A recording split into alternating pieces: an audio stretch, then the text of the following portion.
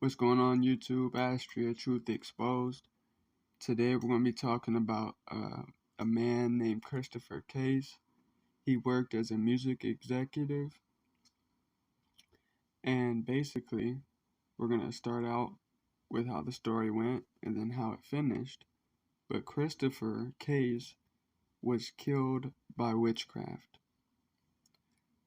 In April 1991, a small-town radio DJ, Christopher Case, was found dead in his apartment. Before he was found dead, the whole week leading up to his death, he had called his friends multiple times, telling them that his life was in danger and that he was scared. Christopher, he grew up in Richmond, Virginia, and then he moved to Washington State to become a music executive. One of Christopher's passions was music, but specifically ancient music. Now, Christopher was the type of person who would rather stay home as opposed to going out, going to the bar, etc. He was single, so he spent a lot of time by himself. Now, the days leading up to his death, he had called his friends several times, telling them that something was after him and that he feared for his life. Now, let's rewind a little bit and talk about what led up to these phone calls. On April 11th, 7 days before he died, he went on a trip to San Francisco for a business-related meeting. Now, during this trip, he had been introduced to an older woman.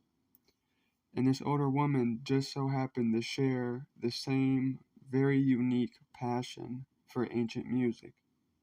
So they were sitting down, having a conversation. They seemed to have everything in common. The woman was clearly interested in Christopher and gave him a few signs and then outright asked him to take her home several times. Now, Christopher, he politely declined. He said that she was an attractive woman, but something about her aggressiveness was, put him off. Now, the woman was at least 20 years older than Chris. So that combined with her aggressiveness, Chris asked to end the night and he was going to go to bed. Chris denied her again when she asked to come with him. And then when Chris denied her, the woman ended up getting angry. She felt rejected. And then she ended up telling him that she was a witchcraft practitioner. She was a witch. She told him that since he denied her and embarrassed her, she was going to put a curse on him. And she told him that he should have never done what he done. Now, before Chris was able to walk away, she told him, "I'm going to curse you and you're going to be dead within a week." The situation was strange, but Chris, he didn't believe in God, he didn't believe in religion, he didn't believe in ghosts, he didn't believe in the supernatural.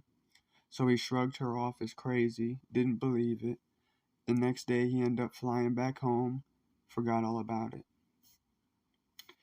But when he got home, he told his friend Sammy, he ended up telling her all about the incident, what happened, how the woman was strange, and then he played it off as everything was normal.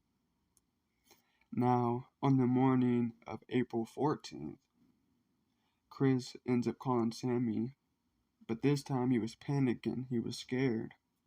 He said he was kept up all night by whispering voices in his house. He was going throughout his house searching, trying to find these voices, but he couldn't figure out where it was coming from. And he also told Sammy that he had seen shadow figures inside of the house, moving around, and every time that he would turn to look at it, there would be nothing there. Now fast forward, on April 16th, he called Sammy once again for the second time. Now this time he told her something had attacked him during the night. He woke up, but he couldn't move. He could only move his eyes. He couldn't yell, he couldn't get up, he couldn't scream, he couldn't talk, he couldn't do anything. He was trapped on his bed, and he felt like something was sitting on his chest and had its hands around his throat. He couldn't breathe. He was choking and panicking, and he couldn't even move. He was paralyzed. He told Sammy that he was literally lifted off of his mattress, suspended in midair, and then thrown back down to his bed. When he was able to move, he jumped up and he noticed that there was blood all over his bed sheet, and he seen that his fingers had been cut, like it was like paper cuts on the edge of each one of his fingers. After that incident, he was no longer a skeptic of the paranormal. He believed. He was scared to death, and that morning he ended up going to a religious bookstore called Evangel Incorporated. Now, at that store, the police know this from talking to the store manager, Rodney. Rodney told the police that Christopher walked into the religious bookstore and grabbed literally a handful of crucifixes. So, of course, that was strange. So the store manager asked him why he needed so many crucifixes. And that's when Christopher told Rodney that he was being attacked by a spiritual entity, that he needed books or any help on how to fight witchcraft. That day, on April 16th, Chris attempted to fight back. He hung the crucifixes up on the wall, he lit candles, and then he poured salt lines to try to trap the spirit from getting to him and trap anything new from coming into the house. Something ended up happening. Chris ended up leaving his house, fleeing his house suddenly. Something so terrifying happened that he was ran out of his house while putting down the salt lines. And that night he didn't stay home. He stayed at a hotel. Now remember, he had called his friends and told them about feeling scared, feeling like his life was in danger. So Sammy, his friend, had tried to call to check up on him, but since he was at the hotel, she missed him. So she thought something was wrong. She called the police to have a wellness check done. They arrived, the door was locked, everything looked normal, they couldn't get in. So Sammy goes about her daily business, and then when she returns home, she finds that she has a voicemail on the machine. It was Chris, and it would be the last time that he ever called her. She said that he sounded strangely calm. He wasn't panicking. He just sounded like defeated. And in the message he said, they almost got him last night. And then he told her he believed it would be his last night on Earth. And he ended up being right. But the day before that he died, he went and visited a Catholic priest. And he also returned to that same religious bookstore, trying to figure out more information on how to defend against witchcraft. Chris was found dead the next morning when police arrived to his residence and checked his house for the wellness check. They ended up finding Chris dead in the bathtub. He still had his clothes on. There was no water in the bathtub. The house looked like it had been robbed, like it was ransacked. Now the conclusion. First, when he went to San Francisco, right? San Francisco is full of dozens of satanic churches, and it was home to the famous Satanist Anton LaVey. They do plenty of rituals there. It's full of devil worshippers. So it's not surprising that he met that woman there. One of the music executives that he worked with definitely knew that woman because he got introduced to her through a friend, and he was there on a business trip with other music executives. So that friend probably went to the same satanic church as this woman and tried to set Chris up with her. It's not coincidence that she supposedly liked the same kind of ancient music that he did.